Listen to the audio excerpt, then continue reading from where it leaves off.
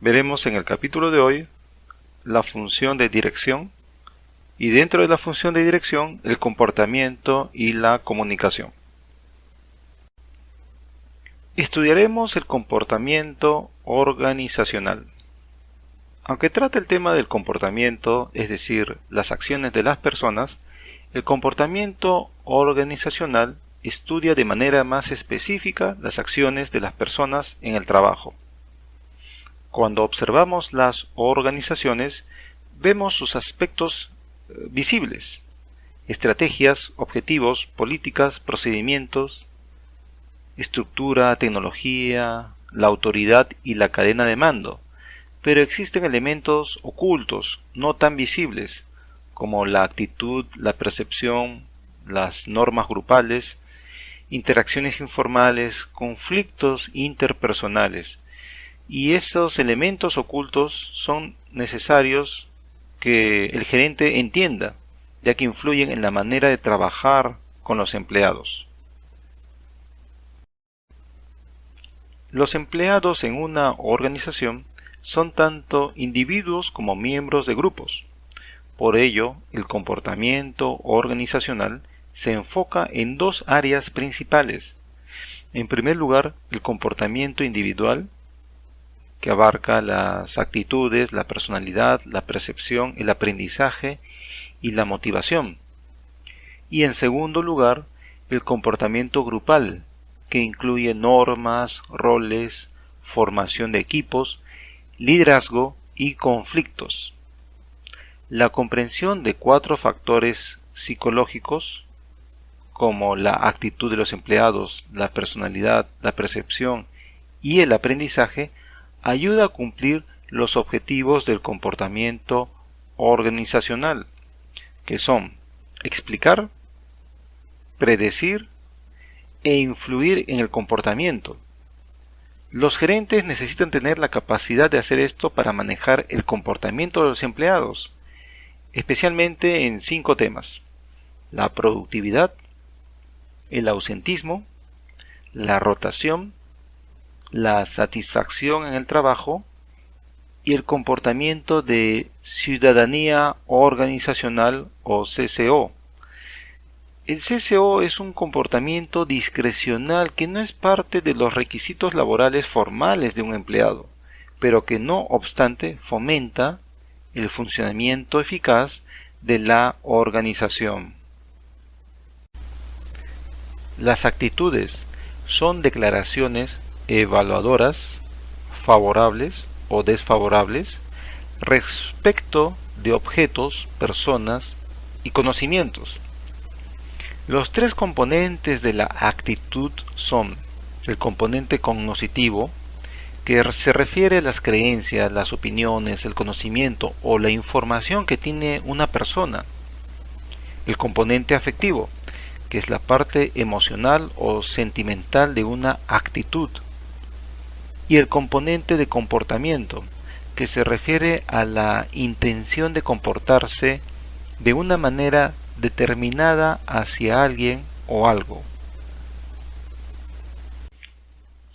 Las 3 actitudes más conocidas son la satisfacción en el trabajo, la participación en el trabajo y el compromiso organizacional. Cuando hablamos de satisfacción en el trabajo, nos referimos a la actitud general de una persona hacia su trabajo. Una persona que tiene un nivel alto de satisfacción tiene una actitud positiva hacia el trabajo. Los estudios sugieren que esa actitud está asociada no solo a un sueldo más alto, sino a un empleo con más responsabilidades, con más retos y que ofrezca al trabajador un mayor control.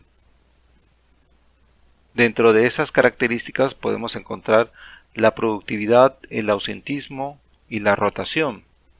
La productividad conduce a satisfacción del trabajo, si hablamos a nivel individual, pero a nivel organizacional, las organizaciones con más empleados satisfechos tienden a ser más eficaces que las organizaciones con menos empleados satisfechos. No se ha demostrado una fuerte correlación entre satisfacción y ausentismo, aunque ciertamente los trabajadores insatisfechos tienen más probabilidades de faltar al trabajo.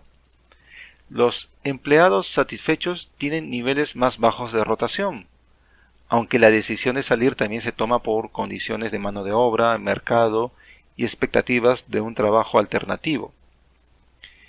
En cuanto a la participación en el trabajo, podemos decir que es el grado en el que un empleado se identifica con su trabajo, participa activamente en él y considera que su desempeño laboral es importante para su propia valía.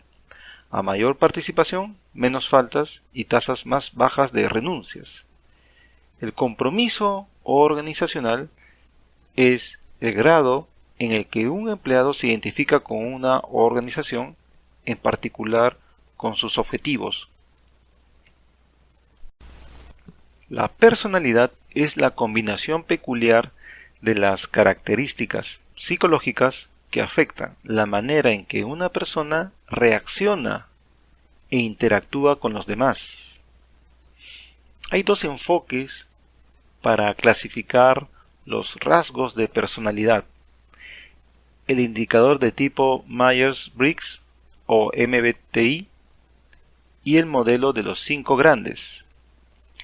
El MBTI analiza 4 dimensiones: la interacción social, la preferencia para reunir datos, la preferencia para tomar decisiones y el estilo de tomar las decisiones. Según la manera en que la persona responda a más de 100 preguntas de esta evaluación, se la clasificará como introvertida o extrovertida, racional o intuitiva, sensible o pensante y perceptiva o crítica. Aunque es muy popular esta evaluación, no existe una evidencia sólida de que el MBTI sea una medida válida de la personalidad. El modelo de los 5 grandes analiza las 5 dimensiones básicas de la personalidad que están por encima de todas las demás y que engloban a la mayoría de las variantes: extroversión, disponibilidad, seriedad, estabilidad emocional y apertura a la experiencia. La percepción es el proceso de organizar e interpretar impresiones sensoriales para dar significado al ambiente. Dentro de los factores de la percepción tenemos a la persona que percibe, al objetivo y a la situación en que se produce la percepción. Y esto puede hacer que cambie la percepción que finalmente la persona reciba en su mente. Ahora veremos la teoría de la atribución, que es una teoría usada para explicar cómo juzgamos a las personas de manera diferente dependiendo del significado que le atribuimos a un comportamiento dado. Los objetos no tienen creencias, motivos ni intenciones, solo la gente. Hay un error fundamental que es la tendencia a subestimar la influencia de factores externos y a sobreestimar la influencia de los factores internos al realizar juicios sobre el comportamiento de los demás. Otra característica es el sesgo de autoservicio. Es la tendencia de los individuos a atribuir sus propios éxitos a factores internos y a culpar de sus fracasos a factores externos. Revise usted, reflexione, ¿qué tan común es esto último que les he mencionado en el trabajo? Por otro lado, hay procedimientos comunes al juzgar. Por ejemplo, la similitud asumida, creencia que los demás son como uno mismo. El estereotipo, juzgar a una persona a base de la percepción que uno tiene del grupo al que esa persona pertenece. Y el efecto halo, la impresión general de un individuo basada en una sola característica. Mire la pantalla con detenimiento y trate de decir ¿qué ve? ¿Puntos negros o puntos blancos en las intersecciones de las líneas?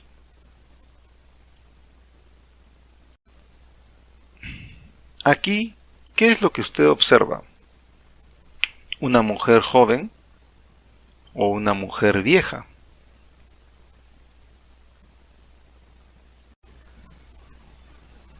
En este dibujo, ¿cuántas columnas existen?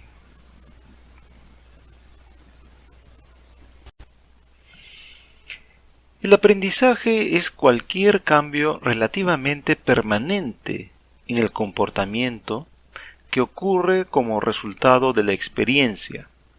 Se aprende todo el tiempo. Veamos algunos conceptos de aprendizaje. Por un lado tenemos el condicionamiento operante. Este concepto indica que el comportamiento voluntario deseado conduce a una recompensa o un castigo. En la medida de que yo por hacer algo obtenga una recompensa, lo haré con frecuencia. En la medida que obtenga un castigo, lo dejaré de hacer. Otro concepto es el aprendizaje social. Afirma que las personas pueden aprender a través de la observación y la experiencia directa. Tiene 4 etapas: la atención, la retención, la reproducción motora y el refuerzo. Y por último tenemos otro concepto que es moldear el comportamiento.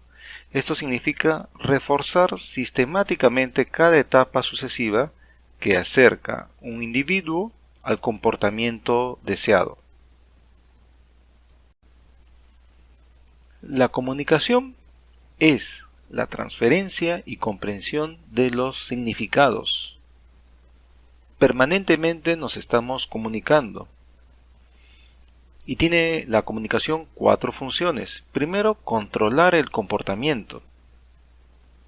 Quiero que las personas hagan algo, entonces me comunico con ellos. La segunda función es la motivación.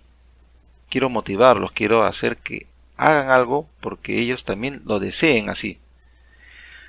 La tercera es la expresión emocional.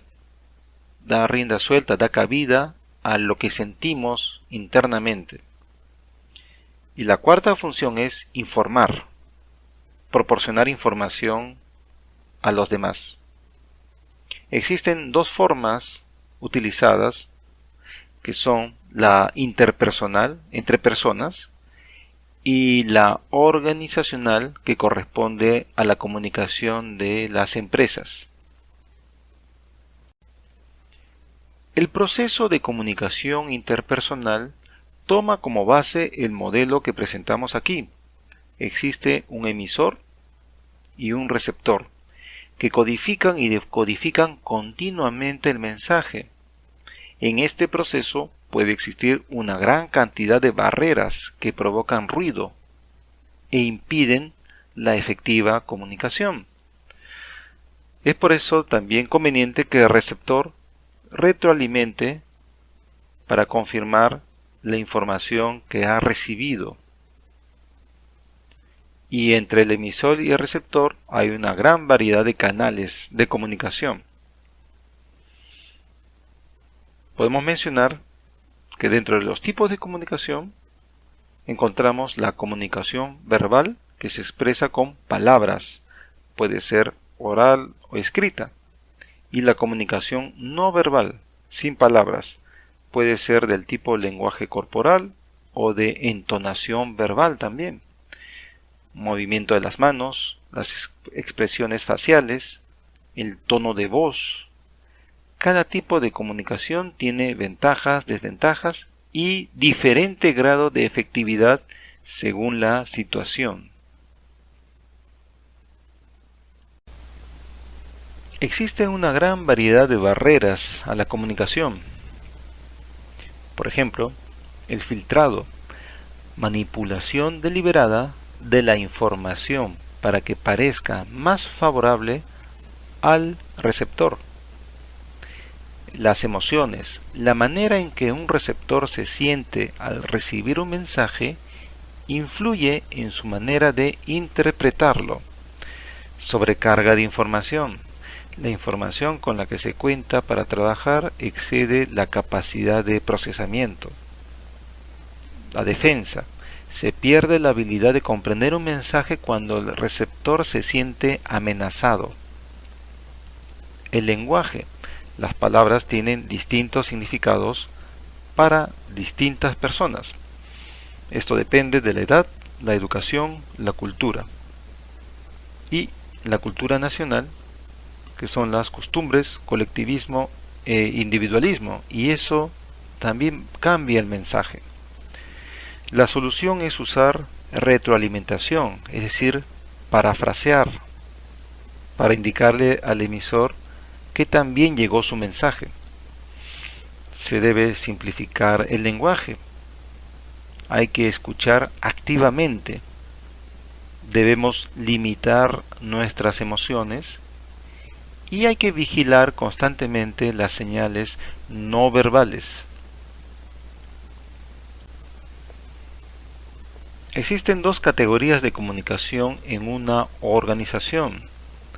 La comunicación formal, que sigue la cadena oficial de mando, y la comunicación informal, que no está definida por la jerarquía estructural de la organización. La dirección del flujo de comunicación puede ir en varios sentidos, hacia abajo, como el gerente que se comunica con los empleados, hacia arriba, de los empleados hacia el gerente, lateral entre empleados del mismo nivel organizacional y en diagonal a través de áreas de trabajo y niveles organizacionales. En el caso de esta comunicación en diagonal, podemos mencionar un ejemplo: el jefe de producción que se comunica con el encargado de logística por retrasos en el abastecimiento de la materia prima.